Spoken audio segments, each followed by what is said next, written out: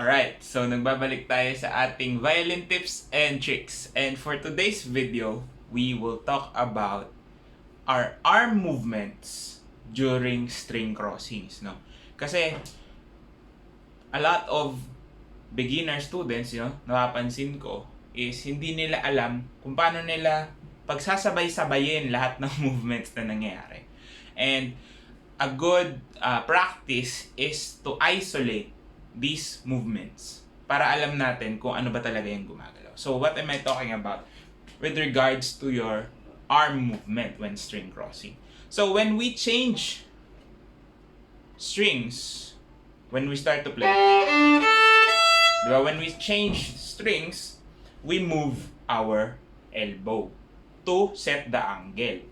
Ngayon, ang nangyayari, karamihan, especially when we're doing,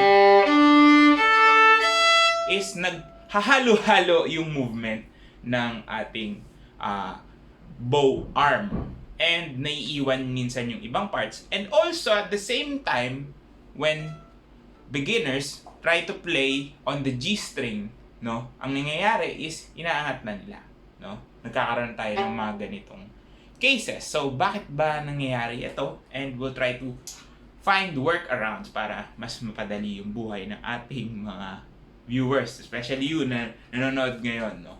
Siguro kung naging problem ito. So, let's start with that one, no? Yung paglipat-lipat. So, sinabi na natin before sa previous nating mga videos that your elbow movement is the only thing concerned when you're trying to move from one string to another. So, wala nang ibang movement kundi ito, no? Pero at the same time, kailangan maintindihan natin that your elbow moving on its own doesn't mean na ma-isolate siya, na hindi nagagalaw yung arms or hands natin, na mananatili lang to. Ibig lang nun sabihin is your elbow is the one changing directions, no? Pag tinaas mo siya. But essentially, lahat ng yan is going to need to be in a straight line. So, hindi pwede na elbow lang yung gumagalaw. This is the case for a lot, no? Tataas nila yung elbow, pero hindi gumagalaw yung hand. So, anong nangyayari? Sobrang taas na, pero ang liit pa rin nung galaw, no? So, let's say nasa E, going to G, tinaas lang yung elbow, pero naiwan yung kamay. So, you've reached G, pero parang ang hirap kasi, ito yung importante, that the whole thing from this point of your hand, from the knuckles, diba? Itong part na to, until this point, yung sumasama sa pag-move ng elbow. So, essentially, you're not moving the other parts, but you're only moving your elbow muscles, no? Yung elbow muscles lang yung gumagalaw. Pero, sumasama lahat. Yun yung importante. Diba? Kasi if you leave, even the fingers, if you leave the fingers, your fingers don't move, no? What will happen? Siyempre, hindi siya sasama. And if you look closely, I'm on E. If I go to A, D, and G. Diba? Hindi ako lumagpas ng shoulder level, which is good, diba? Yun yung importante. Hindi naman natin kailangan lumagpas because gravity will pull our shoulders and our elbows back down. So it's important that we move in straight line, diba? In a straight line. Ito yung gumagalaw. Lahat sumasama. Pero ang motion, the motion is only from your elbow para ma-isolate mo siya. So you can practice doing this, no? And also, nasabi nga natin, when we're string crossing, it will also depend on the part of the bow where you are crossing your strings. So for example, if you're crossing strings or changing strings dito, syempre, yung motion ng fingers mo, mas konti lang yung kailangan niyang isama, no? But basically, lahat ng gagaling sa elbow, it's just that less work na dito. Versus here, na yung buong arm mo ay gagalaw with the elbow. Diba? Dito, gagalaw din lahat, pero mas maliit na yung curve niya. So ganyan, diba? Pero, pag nanto ka sa may dulos, since naka-extend ka, mas malaki na yung galaw niya. So, those are things you can keep in mind. So, ano ba yung mga sa mga basic na pieces, 'di ba? Yung sa minuet 2.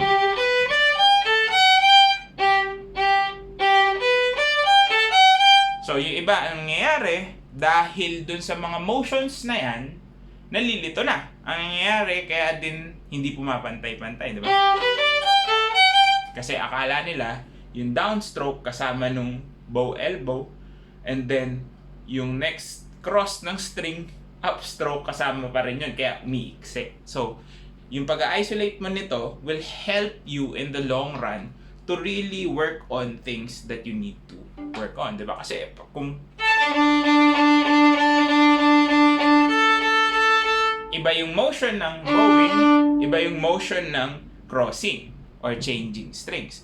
So, pag pinagsama mo yon, dapat parehas pa rin yung motion nito and motion ng elbow.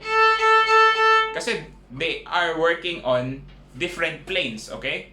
So, ano ba ibig sabihin natin? So, this is the plane that your elbow is working on. Straight line siya pa vertical. And your hand or your forearm is working on this plane. So, hindi naman maapektuhan yung galaw ng bawat isa. It's just that you need to know that you're moving this and that you're moving this independently. So, how do you practice those things, no? Siyempre, kailangan masanay ka muna sa detaché stroke mo. So, kailangan yung galaw ng arm mo from down bow and up bow is equal, no? Para talagang mapantay natin yung sound. And then, try to look for the other string na pupuntahan mo. And then, practicein mo din same and equal sound. So, pwede bilisan ako ito.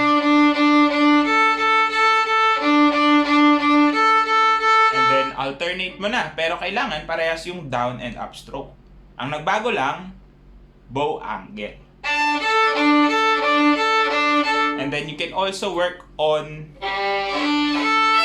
finding the right angle na hindi sobra. Diba? Sinabi natin doon sa mga previous videos natin that there are degrees na hindi lang naman yan 1 and 0 na. Ito lang yung degree na tatama ako sa D. Ito lang yung degree na tatama ako sa A. There are certain minute changes you can do para hindi masyadong malaki yung or magaslaw yung movement. Diba? You can also try to change position. Because by changing position, you're also changing the amount of movement that your elbow needs to generate for you to achieve your goal in which string you need to cross, no? So, balikan din natin yung ibang mga ginagawa nating exercises. We do long strokes.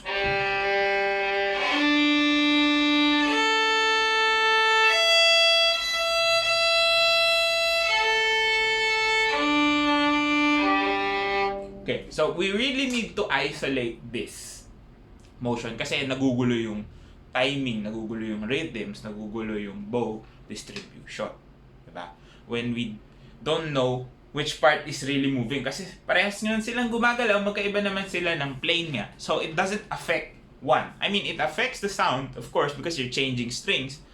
But it shouldn't affect the quality and the rhythms that you're trying to make. No? Kaya siya naapektuhan kasi akala natin nagkaka-clash sila. But in reality, kahit na tignan natin siya in a more technical aspect, doesn't interfere with this, no? Hindi naman nag-hold back yung galaw netong ating forearm with the movement of the elbow because they work on different planes, di ba? Yeah. So, puntahan naman natin yung isa, yung kanina na sinasabi natin when going to lower strings, no? Bakit ba tinataas? It's because, again, nagbe-break, no? Balikan natin. So, gusto nga natin laging straight yung ating arm, no? Kahit na naka-curve yan, straight pa din in a sense na we're back again, isang plane lang to, no? Isang plane lang lahat yan. Hindi pwedeng mas mababa yung wrist mo or mas mataas yung wrist mo dun sa whole plane of your arm. Para talagang pag nag-change ka ng strings, Kasi kung titignan din natin yung bridge ng ating violin, hindi naman talaga pantay yung G tsaka E string, no? Kasi siguro naiisip ng iba, E. Kung nasa side yung E, nasa kabilang side yung G, 'di ba? Yun din yung nasa isip ng iba. But if we look at our bridge closely, kung tama yung pagkakaset up din ng bridge nyo, the G string is a tad bit higher than E. Ibig sabihin, yung curve niya from E to G is something like this.